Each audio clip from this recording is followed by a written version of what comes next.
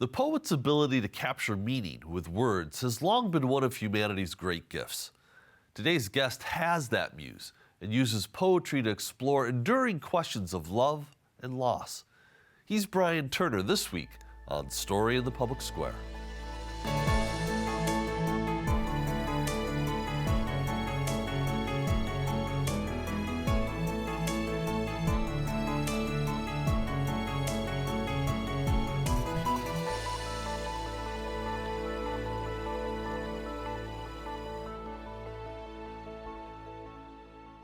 Hello and welcome to Story in the Public Square, where storytelling meets public affairs. I'm Jim Ludis from the Pell Center at Salve Regina University. And I'm G. Wayne Miller, also with Salve's Pell Center.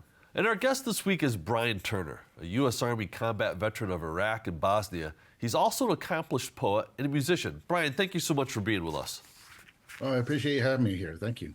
So we came across your work based on an opinion piece that you had written in the New York Times last year, To Fall in Love with the World, a late summer meditation on time, loss, and solace in the natural world, which featured your poetry and some remarkable photography by Mary Manning.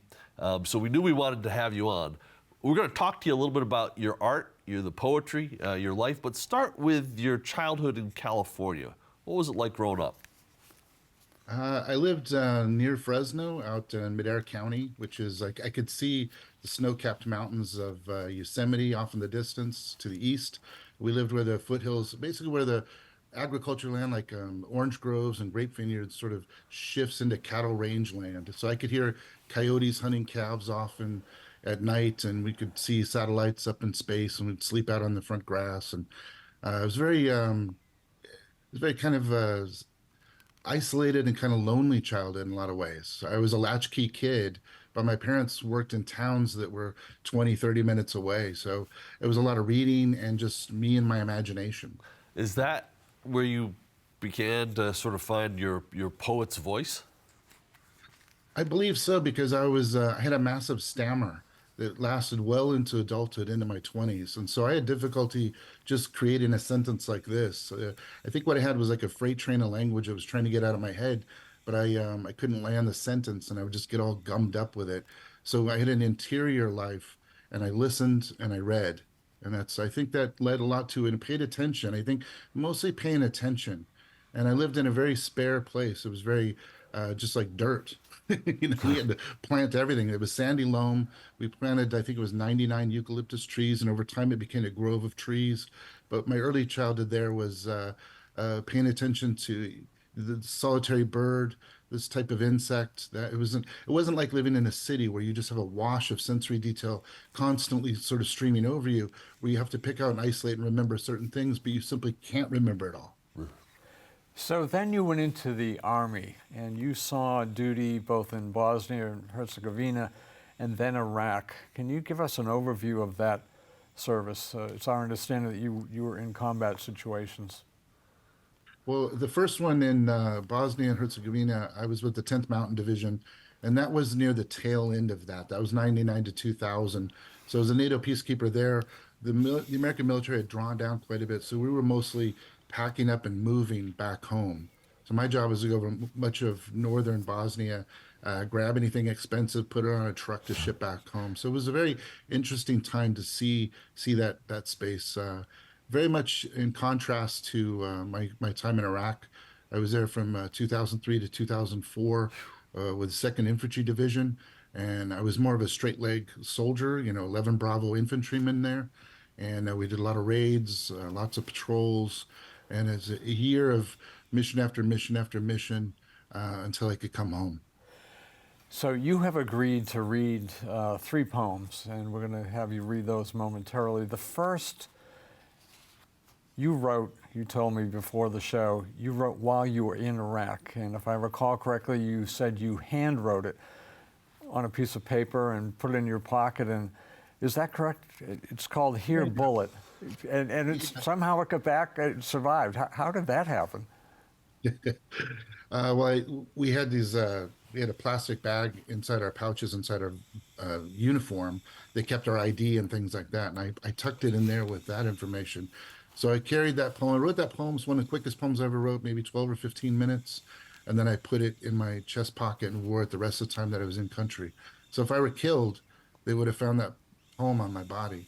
Um, yeah, it's Wow. I Wow. yeah, I knew the mortuary affairs specialist, and he had taught us. I had done some cross training with them, and so I remember thinking maybe he would read that poem if I were killed, because my body would be processed through his office. And I remember seeing him in Kuwait, and it was like he was following us. And we had a joke between us, which where I would say, I hope I don't see you again. Uh, and then Wow. he stayed in Kuwait while we went into Iraq, and then eventually, I guess he got busy enough where they sent him up north. And I remember seeing him in the chow hall of the dining facility in Mosul in the northern part of Iraq, and the joke wasn't quite as funny then. Yeah, but Wow. So, if you wouldn't mind, can you read a bit of that poem? Sure. Here, bullet. If a body is what you want, then here is bone and gristle and flesh. Here is the clavicle snapped wish, the aorta's open valves, the leap thought makes at the synaptic gap. Here is the adrenaline rush you crave, that inexorable flight, that insane puncture into heat and blood. And I dare you to finish what you've started, because here, bullet, here is where I complete the word you bring hissing through the air. Here is where I moan the barrel's cold esophagus, triggering my tongue's explosives for the rifling I have inside of me, each twist of the round spun deeper. Because here, bullet, here's where the world ends, every time. Brian, that's powerful. Can you remember the moment, the inspiration? What were you giving voice to in writing that poem? I was listening to Queens of the Stone Age. We had these, what we called our hooch. We were on our base, and I wrote it very quickly, and I had one of their songs on repeat. So it really became like wallpaper sound that blocked out the noise of the world. And I think what it was is after several months of foot patrols and vehicle patrols and mortar attacks and sort of oblique attacks, snipers, potentially roadside bombs, basically someone hunting for your soul, and in turn being a part of that same process. And I had taught rifle marksmanship, and I think knowing that potentially at any given moment, somebody may be, practicing the fundamentals of marksmanship on me with my body in their sights. And I think the pressure of that led very quickly to that poem over a series of months, and then just sort of appeared. Yeah. Before you were in the Army, when you were as a child living that introspective life, that life of the interior, were you exposed to other war poetry? I can remember still back to high school, the course, my English senior year English class, we spent an entire month looking at poetry from World War I and Dulce est decorum, right? Dulce et decorum est, right? One of the classics of English poems from the war. Were you familiar with that as you were sort of entering into service and still, responding to your own inspirations? When I was a kid, my dad was a welder, but he was a voracious reader. And I remember after dinner, oftentimes I'd be washing the dishes, and he would read episodes from a book, chapters over a course of nights, or he would read poems. And I remember him reciting a poem from Kipling where he says, "When you find yourself on Afghanistan's plains and the women come to cut up what remains, just roll to your side and blow out your brains and go to your God like a soldier." You know, and I'm washing the dishes and I'm like 14 or something, thinking, "Holy cow, that's what poetry can do." And so, also, I got a master's in poetry before I joined the Army. So I'm a very unique, I think I'm fairly unique in this, because usually it happens the other way around. So I had gone up to University of Oregon and studied poetry with the hopes of, well, it became a love of mine. So I had studied, Yusuf Komunyakaa and Bruce Weigel, a lot of the Vietnam era poets who are contemporaries still today, writing wonderful poetry still, going back to Wilfred Owen and Sassoon and others too. Yeah. So Brian, would like you to read next an excerpt from the Goodbye World poem. It's from the collection of the same name. It was published in the collection. The collection was published last year by Alice James Books. It's about your late wife, Elise, who died of cancer in 2016. And she's in many of your poems, in many different versions, or in many different iterations. Can you read that excerpt now? Elise, all of this is ours. The stupefied eucalyptus, the trembling air, every bird and leaf and flower, every cloud rolling by, the very architecture of loss, and the human heart itself, all of it so lovely and deep. It's true. Fish gather to hear what the old gods might say, while lovers glow all around us, that we might see one another across the years, marking the divide between the living and the dead, our bodies launching into the unknown over and over until we finally get it right, our wings shivering in flight as the invisible carries us into the heliotrope of twilight. Oh, my love, it is something to see.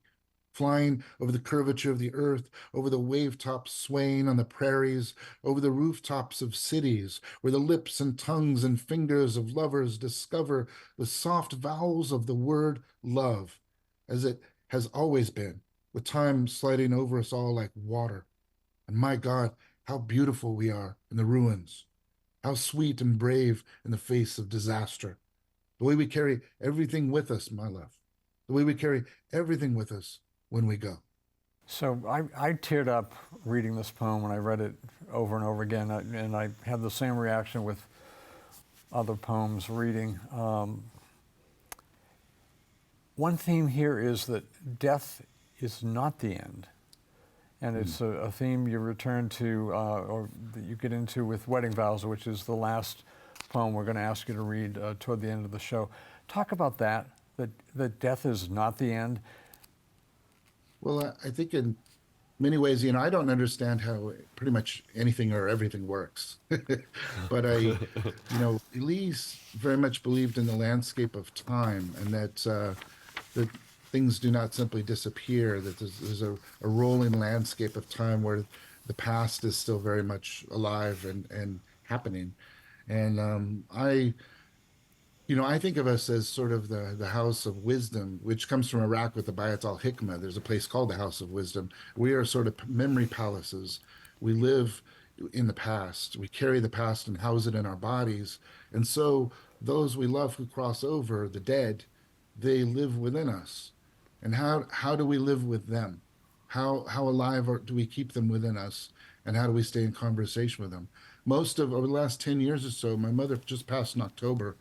Like the core of my life passed over in a very short period of time.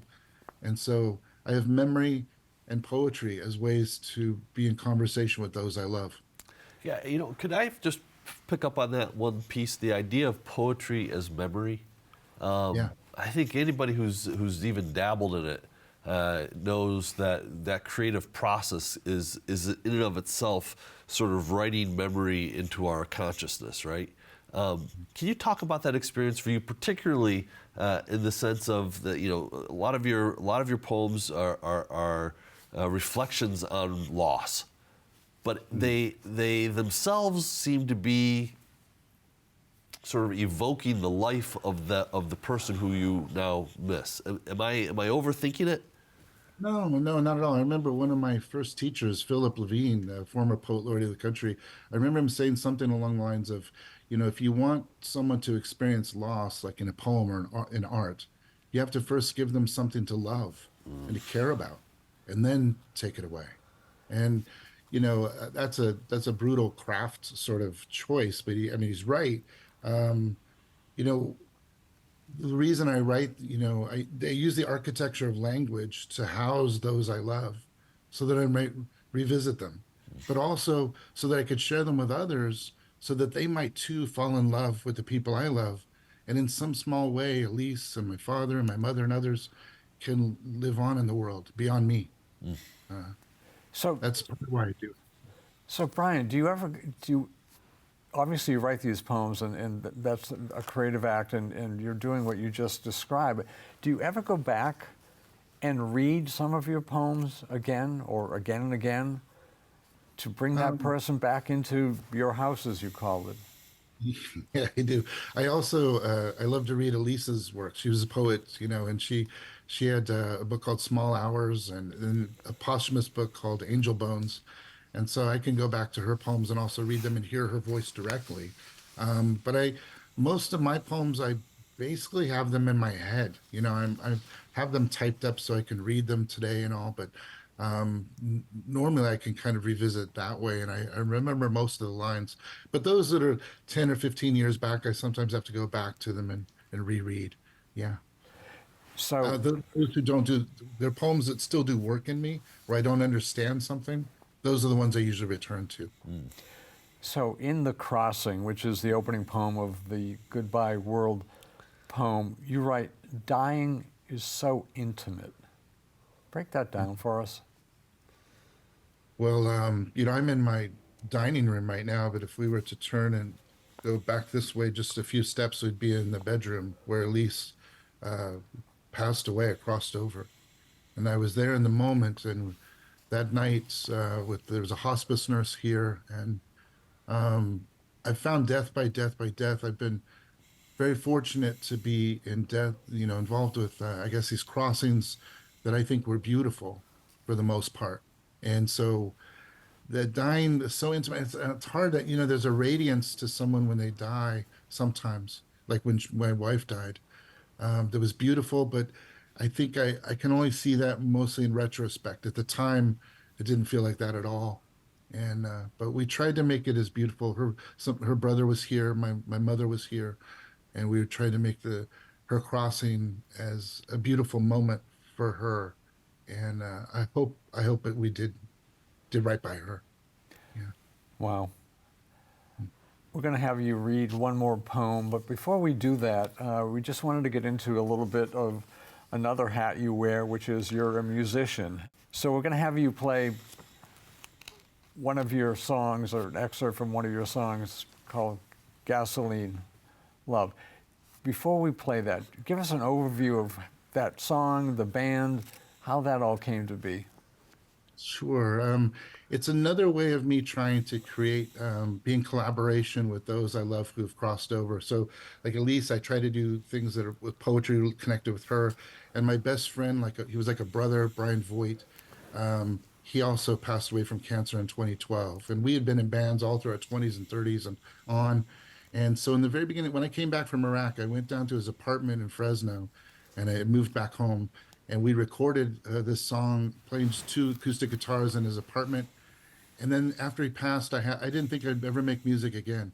And I went back and I started listening to those recordings, and I realized that people would never hear this wonderful song of his, And so it was never made into a song, never had a name, never had anything else. So I took that basic track, we cleaned it up, and then brought in other musicians, and then I brought in the vocals and created the vocals for it. And then Chantal Thompson sang on it, and you can hear his guitar track is in there. He's playing in the song, so we can listen to him as we hear the song, and he lives on in this song. That's part of the reason why I created the album and the band. So before we listen to it, tell us a little bit about the band and the vocalist we're going to hear. Well, Chantal Thompson is from Canada, and she's a jazz singer. And I met her doing a poetry reading up in Canada. And we just met in this lobby, and she says she was a jazz singer. Something about her, when I met her, in like 5 minutes, I said, you should come down to Florida. I never heard her sing. I said, come down to Florida and record with me. Let's make some music. And somehow that happened. And so she came down, we recorded here. She's got an amazing voice. I think she started in a rock band early on when she was younger, went to Russia and played. And then, excuse me, the band itself has never played in the same room at one time. So we're scattered all over the country, and there's a singer in Germany. There's a couple of guitarists and such in California, a drummer in Minnesota. I mean, we're all over the place. But there's a wonderful engineer and jazz bassist, Benjamin Kramer, who lives here in town, a good friend, and he's got a studio at his house. And so he's helped me to record and create and bring these things together so we can make this music. I love the composition of music and putting ideas together musically, and then finding a way to hopefully make it feel live like it does. And so now we're going to hear a cut from Gasoline Love. Well, I'm here in America,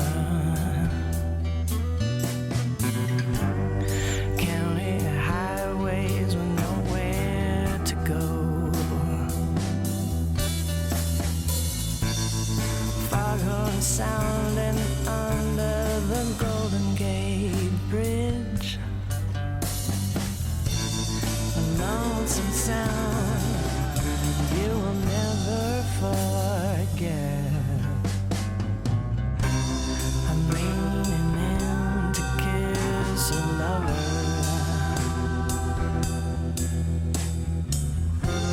to kiss a stranger in the rain.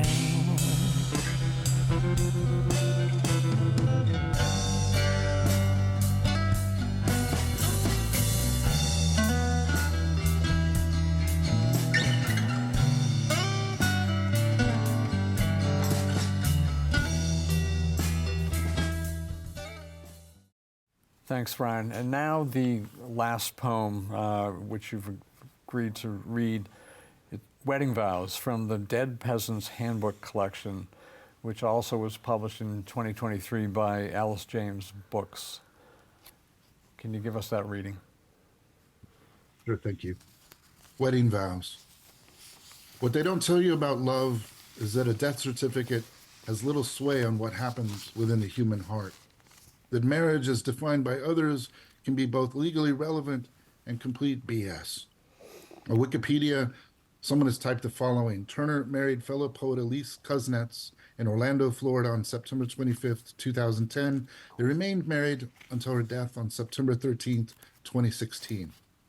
What they don't tell you about love is that after a loved one dies, people will ask, how long were you together? As if they can't see two within one, the bright vessel of the body in motion, the funeral ship of love, that which the survivor has become, a brightly burning thing, who vowed the starlit amphitheater of the mind, the ancient ocean within, that landscape where memory keeps us all, this body, this home, this housing of the soul. What they don't tell you, because they didn't lean in close enough to hear the words as they were spoken, is that there are many among us who refuse to repeat the vow until death do us part. Wow, again, that is so moving, really just incredible. Thank you, thank you. Yeah, you know, the big thing is that the Wikipedia thing, that entry in there has been changed. Somebody changed it. And I went up to Maine and read that poem and said that, and someone in the crowd came up afterwards and said they were a Wikipedian, which I didn't know was a you know. And it came up and they offered to change it. And I don't believe that's the author's work. The author puts the work in the world, and it's for readers and others to create a connection or engagement with them. So, but I am glad that it was changed. So, this is hardly the only poem in which you bring in the ocean. Mm. Why does the ocean have such significance to you in your work? Mm. I think in part because it's a gesture, an immediate, very physical gesture to the infinite. And there's something, there's a kind of a profound, it feels like when I stand in front of the ocean, I watch the waves come in and listen to it, there's some profound thing that is beyond, sublime and a bit beyond the limits of my understanding. And also in connection to Elise, she loved the ocean and water and always wanted to be near water. So that seemed a very important thing. Like I couldn't not have the ocean in there. Brian, you know, so again, I'm going back to what you'd said about your childhood and that life of the internal life. When did you first recite poetry publicly? And was that something that you had to sort of, you know, gird yourself for? Yeah, you know, I was, when I was in Tacoma, Washington, and I was a soldier there, I was writing poems in my notebooks. I'd been doing that for years. I already had an MFA. I'd done a couple of readings there, but when I was a student, but when I really read in front of people to answer your question, was it a couple of poetry readings that were up in the Seattle and Tacoma area. And there was a group of people there that really took me under their wings. I showed up first for a couple open mics, and my face, I'm pink or reddish normally, but like I would just get like beet red, you know, because just blood rushed in my head. I was so nervous. My hands would shake, and I'd sign up to read the 3 minutes of a poem or something. And these people were so really kind, and they liked the writing that I was doing. They took me under their wing, and they really helped me to start to find my way. But that didn't really do it. It was when I came back from Iraq and I had these poems in my hand, I remember thinking, no matter how nervous I am, I really need to talk about these things. I felt like people needed to see another version of what was happening overseas and what we were connected to.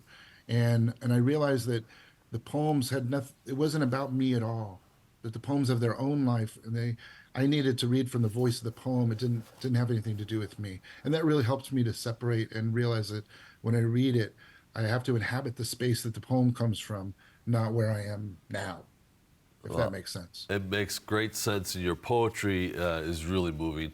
Brian Turner, thank you so much for being with us. That is all the time we have this week, but if you want to know more about Story in the Public Square, you can find us on social media or visit pellcenter.org, where you can always catch up on previous episodes. For G. Wayne Miller, I'm Jim Ludis, asking you to join us again next time for more Story in the Public Square.